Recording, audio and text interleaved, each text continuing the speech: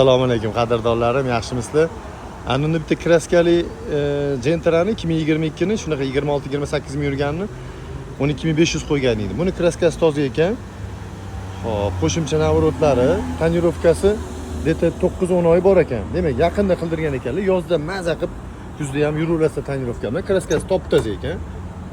Salonlar akkuratli 28 ming yurgan. Xo'p, mashinani hech qanaqa ichida ko'ningizni xira qiladigan narsalar yo'q. Idealni aytsam bo'ladi. Gentra'ning o'zi narxi hammaga ma'lum. Mana kuzovlari 22, texpasport ham 22. 908 pultlari bor. Gentra'ga ortiqcha izoh kerak emas. Hamma gap narxida. Buni 12800 bo'lsa beraveramiz.